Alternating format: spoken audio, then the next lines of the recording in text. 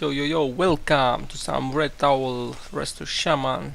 Awesome comp, see us climb from like 1900 to and then drop a little bit, just a little bit, or maybe more.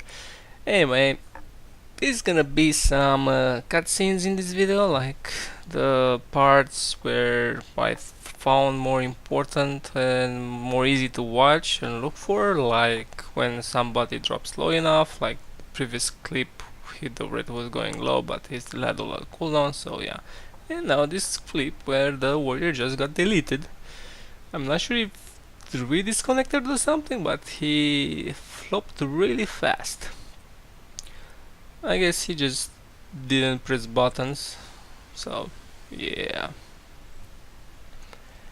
On to the next one. We're gonna have some nasty melee cleave, actually, that is really scary. I think this is one of the best comps right now, and the best strategy for them is to actually split and not train one target. If they would go, let's say, Demon Hunter on me or Demon Hunter on Owl and Unholy DK chasing me all the time, like after this stun switch me, then they swap.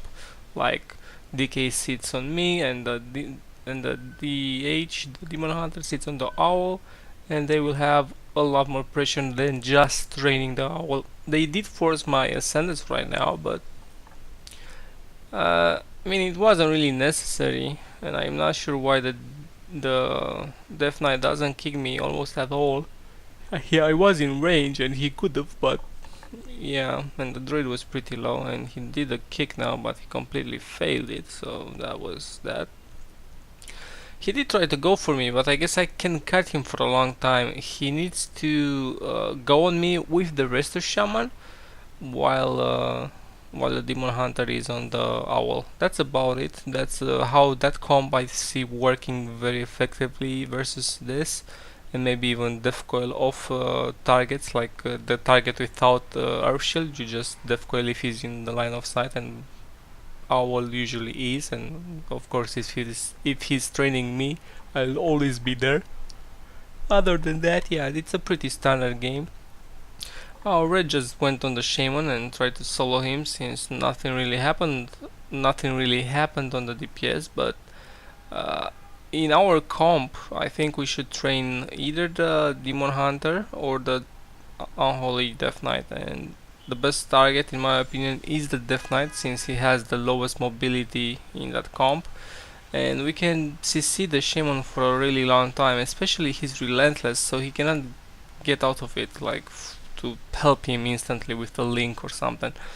We didn't really go for that, so the game was pretty long. The red was switching to the Shaman, back to the Demon Hunter, back to the Shaman, and that didn't really work, but he tried it. I don't really speak or type into these games. All of the games were no voice, and I couldn't like express my feelings about that. But look at this one little setup that we did, and we already forced Netherwalk, and then that's a full stun and maybe into a full clone. I actually cloned the, I don't know why he cloned the Death Knight. He could have cloned instantly the Shaman if he got that clone off. That's weird. The Demon Hunter would have died by now, so yeah, whatever. They do eventually drop, so that was pretty cool. And now it's almost a mirror.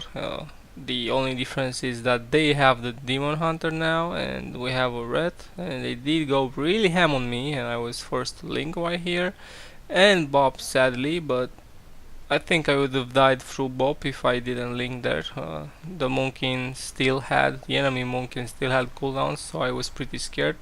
Now we do get some pressure, and some pressure in reverse, but it's not really that bad. So I can keep him up because I'm at saved instance, and the beam was used already, so this was pretty decent. We pretty much countered them, because if he played root beam, we can easily get out of with freedom, and we just can kill Shaman in stance while they can't really do anything to me, since we have so much extra heals and extra stuff to get me out of CC. Other than that, yeah, I think this comp is better against their comp, and now it's a similar comp with a different healer. And this one actually, surprisingly, took longer, but I wasn't playing that offensive either. I was playing more relaxed, laid back. We did force the Demon Hunter to run away, but I'm not sure if he was. I was. Wait, what? I think I was distracted in something outside of the game. I just got root beam and then I think I alt tabbed or something. I didn't realize I'm gonna get freedomed, and I just sat in that. Nothing really happened out of it, so whatever. I don't even remember that actually happened. I remember coming alt tabbing back in and watching my freedom on my chart, and I was like, oh shit. Yeah, yeah, pretty cool though that nothing really happened in their cooldowns. I mean, why would you root beam without, trying to kill somebody? It's like a waste of a cooldown, but whatever. I we do get a lot of pressure. I mean, if they stack up, the red goes ham with his divine storm and thingy, divine hammer, I think. I'm not sure if he's playing it, but it's a pretty good ability.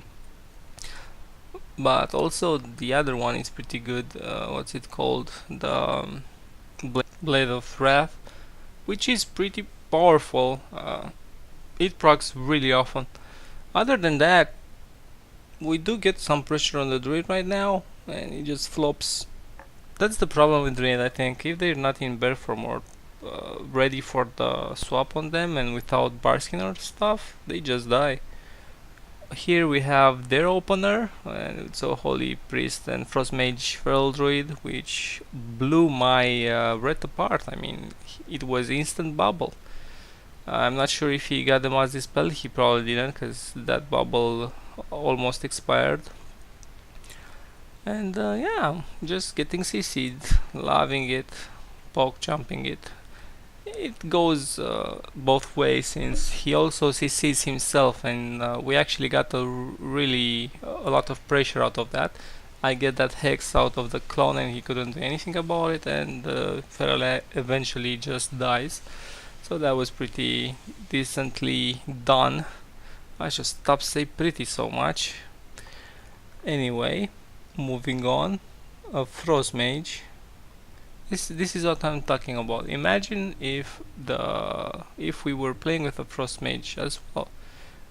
Boom is very tanky, has a lot of burst damage, and he can flop mages. After the nerfs, Boomy would be he would take as much damage as a mage would without blocks or temporal shield, and that's gonna be a lot more scarier than now.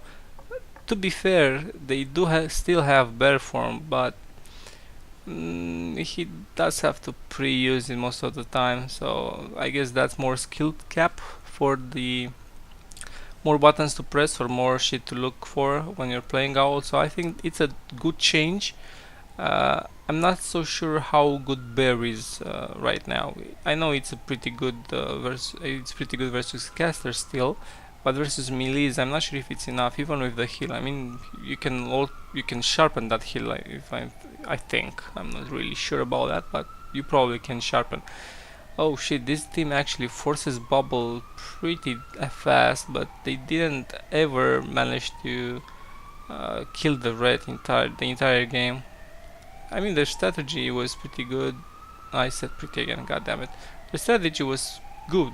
They should go on the red. The red, I think, is the easiest target to kill and probably the most squishy and the less mobile of this our comp. He did get a full stun and then a beam without a root. I didn't see the root. Maybe he was playing bash. Hello police car, can't you see I'm doing a video here? Shut the fuck up. I'm not actually sure if you can hear the police car, but if you do, I'm sorry.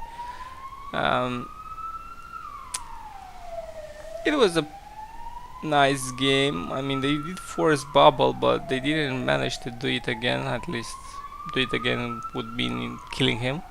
Oh shit, nice stun silence. I should look for grounding more often on the stun silence, but some priests do it in reverse, they silence stun, so if they silence stun and I'm playing relentless, I can dispel the stun instantly before it goes, I'm pretty sure. But if they do, if I'm not relentless, they get it, and if I am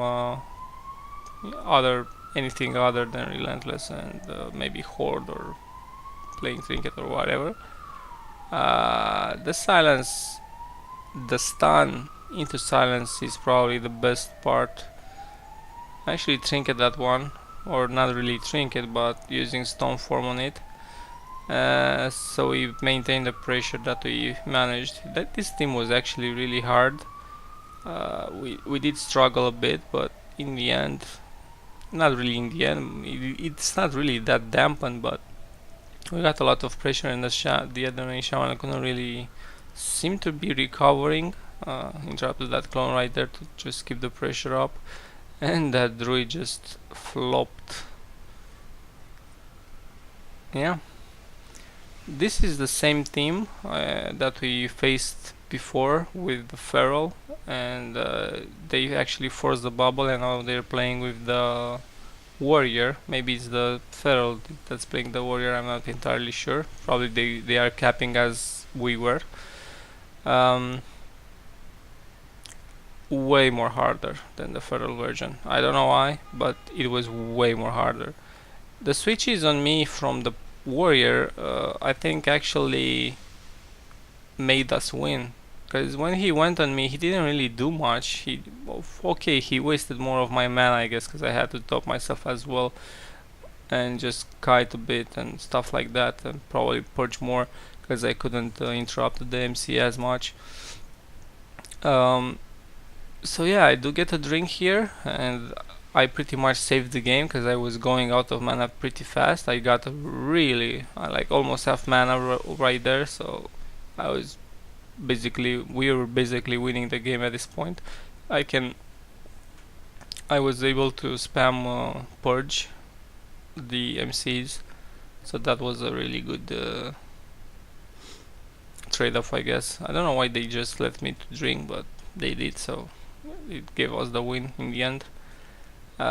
This game actually went to dampening, and I think like 20 something dampening, and I think now is the kill. They did get a lot of pressure right now, and we were almost dead. I did get bopped there, and I think it was a good bop. I would have probably died, but I did manage to get a hex as well, and they don't have any dispels, and we do have damage, and I don't think they have anything left, so I just linked to be safe and not die, and the priest having nothing, he just flopped the full moon and like a beat hit from the red. Another comp that was pretty long to kill, I mean, they were pretty tanky. Yeah, like Boomy warrior is pretty tanky, Boomy is pretty tanky, Resto Shaman has a lot of utilities to survive, to kite, to do pretty much whatever he wants. So I think in the end, I'm saying in the end a lot as well. I want to touch about the subject of the nerfs which are upcoming in the Netflix set. On US I think they are already up, but for EU not ready, not yet. Tomorrow. So about those, they nerf druid, owl druid, boomkin druid survivability, and they nerf a bit of healing of Resto Shamans. I think the Resto Shamans nerf are okay, but I don't think 4% was necessary. Maybe like a 2% I would have went through. This is the problem with Blizzard. They do nerfs, and they do in bigger increments than they should have. Like the buffing of Resto Druids was pretty okay. It was like 2%, 3%, 2%, and those percentages actually stacked up quite a lot of bonus intellect. And now they touch on the mastery as well, so the Resto Druids may be gonna make a comeback. We'll see. Other than that, I think the changes are okay. And we'll see how it goes next week. Thanks for watching, guys. See ya.